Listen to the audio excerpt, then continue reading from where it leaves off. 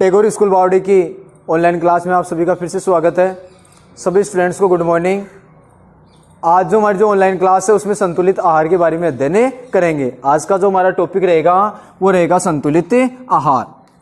इसके बारे में देखो, जैसे हमारा जो चैप्टर जो शुरू होता उस समय इसके बारे में थोड़ा सा हमने अध्ययन कर लिया था, ठीक है ना, कि संतुलित आहार क्या है, इसकी डेफिनेशन हमने देख ली थी और दोबारा इसकी परिभाषा अब देखेंगे कि संतुलित आहार क्या है। ऐसा आहार जिसमें कार्बोहाइड्रेट, प्रोटीन, वसा, ठीक है ना, विटामिन, जल ये सब उपस्थित होते हैं, वह क्या कहलाता है? संतुलित आहार कहलाता है। संतुलित आहार में रुक्षांश पदार्थ का होना भी आवश्यक है। रेशे युक्त जो पदार्थ है उनका होना भी आवश्यक है। जो हमें सब्जियां हैं, फ्रूट्स है, उनसे क्या हो जाता है? आसानी से उपलब्ध हो जाता है, ठीक है। रुक्षांश युक्त पदार्थ की आवश्यकता क्यों होती है? क्योंकि ये जो रुक्षांश युक्त जो पदार्थ होते हैं वो भोजन के पाचन में सहायक होते हैं, ठीक है ना।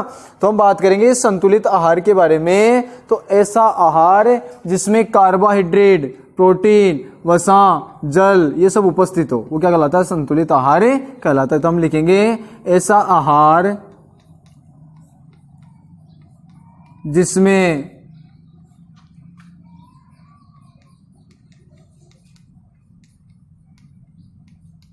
कार्बोहाइड्रेट,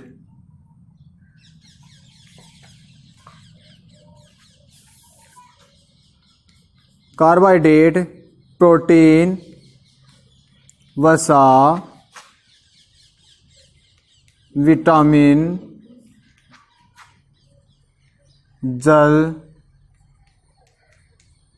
आदि उपस्थित हो,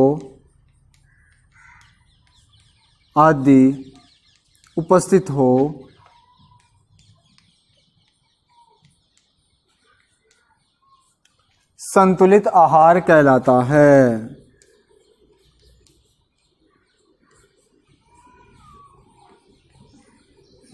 संतुलित आहार कहलाता है।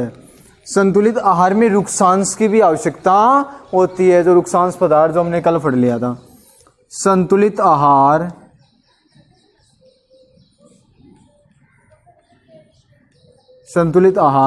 में रुक्षांश की भी आवश्यकता होती है। अब देखो, जैसे हम बात करें संतुलित आहार में, यदि हम बात करें कि कोई भी हम खाने वाले जो भोजन है उसमें यदि किसी पदार्थ की अधिकता या कमी हो जाती है तो हम बोल सकते हैं कि वह संतुलित आहार नहीं। मान लो किसी तत्व की अधिकता हो जाए या किसी तत्व की कमी हो जाए तो उस स्थिति में वह भोजन क्या होगा? संतुलित भोजन नहीं होगा। एक छोटी सी हम बात करें कि यदि हमारे भोजन में वसा की मात्रा अधिक है, यानी चर्बी, वसा है, फैट, उसकी मात्रा अधिक है और लंबे समय तक यदि हम वसायुक्त भोजन का उपयोग कर रहे हैं तो उस स्थिति में व्यक्ति क्या हो सकता है? मोटापे से ग्रसित हो सकता है, ठीक है ना। और मोटापे से यदि व्यक्ति ग्रसित हो जाता है तो उसमें कई प्रकार की बीमारियां हो जाती है। जैसे शुगर का पेशेंट हो जाता है, शुगर की बीमारी हो सकती है, ठीक है ना। तो हम बात करें कि उसमें से किसी भोजन जो आवश्यक जो संतुलित भोजन है उसमें किसी पोषक तत्व की न तो क्या होनी चाहिए? कमी होनी चाहिए, नहीं क्या होनी चाहिए? अधिकता होनी चाहिए, ठीक है। अब देखो, जैसे हम बात करें हम किसी प्रकार का भोजन कर रहे हैं तो भोजन ग्रहण करते समय कुछ सावधानियां भी रखनी चाहिए। जैसे मान लो कि हम साग सब्जियों का उपयोग कर रहे हैं या फ्रूट्स का उपयोग कर रहे हैं, उसकी ऊपर की परत को हटा देते हैं और परत को, जो कुछ सब्जियां हैं या फल है उसकी ऊपर की परत हटा के खाई जाती है। तो जैसे ऊपर की परत हटाते हैं और उसके बाद में उसको धोते हैं तो उससे क्या होता है? उसमें उपस्थित कुछ विटामिन होते हैं या पोषक तत्व होते हैं वो क्या हो जाते हैं? नष्ट हो जाते हैं। साथ ही हम बात करें कि उनकी जो ऊपर की जो परत होती है उसमें भी क्या पाए जाते हैं? कुछ पोषक तत्व पाए जाते हैं। इसलिए कुछ, जब हम बात करें जो फल होते हैं या जो सब्जियां होती है उनका उपयोग क्या करना चाहिए? बिना छिलके को हटाए कर लेना चाहिए। जो क्या हो, कुछ जो सब्जियों की हम बात कर रहे हैं, ठीक है ना, जिनकी आवश्यकता है छिलका हटाने की, वो तो एक अलग बात है।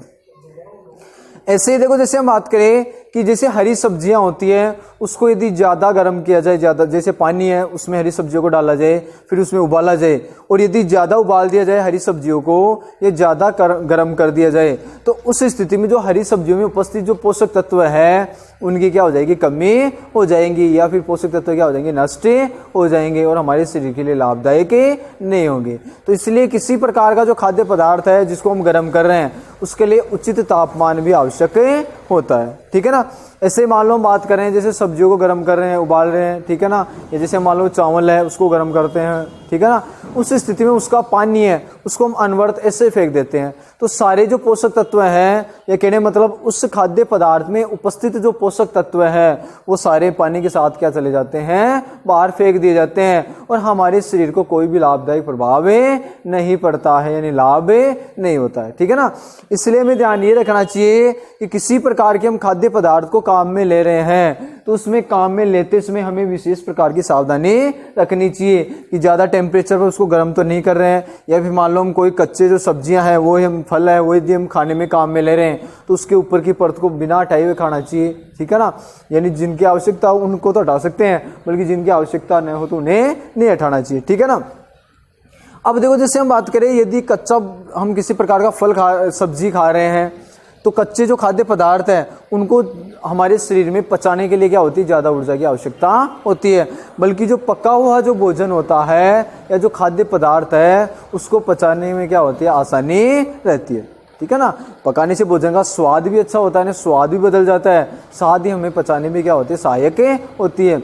लेकिन पकाते समय क्या रखनी चाहिए, सावधानी रखनी चाहिए, यानी उससे क्या हो सकता है, पोषक तत्वों की हानि भी हो जाती है, इसलिए पकाते समय विशेष रूप से सावधानी रखनी चाहिए। तो अब इसके बाद में ये भी लिख सकते हैं, संतुलित आहार का तो ये होगी परिभाषा।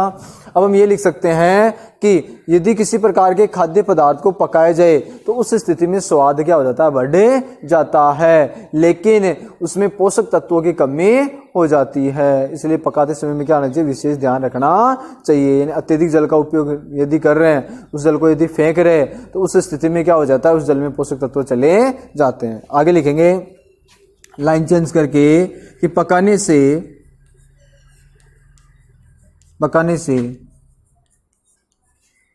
भोजन के स्वाद में वृद्धि हो जाती है, भोजन के स्वाद में वृद्धि हो जाती है, लेकिन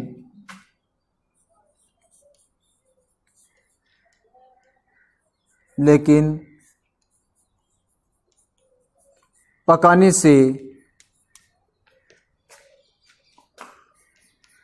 पोषक तत्व भी नष्ट हो जाते हैं,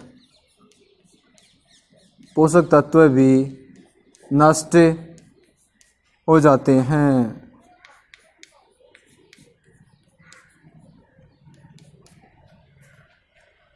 ठीक है। अब देखो जैसे हम बात करें यदि पकाने के लिए ज्यादा जल का उपयोग कर रहे हैं तो उस स्थिति में पोषक तत्व किस में आ जाते हैं, जल में आ जाते हैं, और बाद में हम जल को क्या कर देते हैं, फेंक देते हैं, तो हमें पोषक तत्व नहीं मिल पाते हैं, ठीक है ना। हम बात करते हैं यदि पकाते समय जल का उपयोग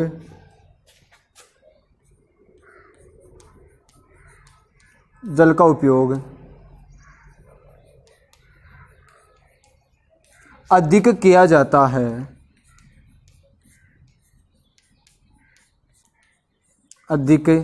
जाता है, तो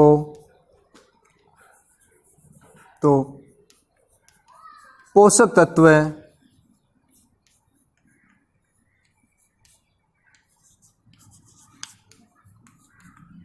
जल में आ जाते हैं,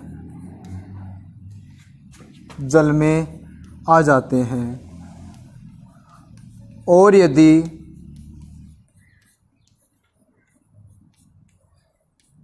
जल को फेंक देते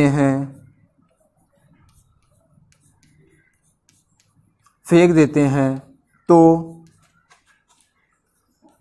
हमें पोषक तत्व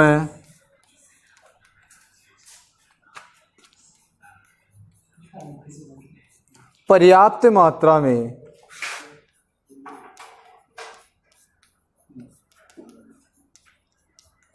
नहीं मिल पाते हैं,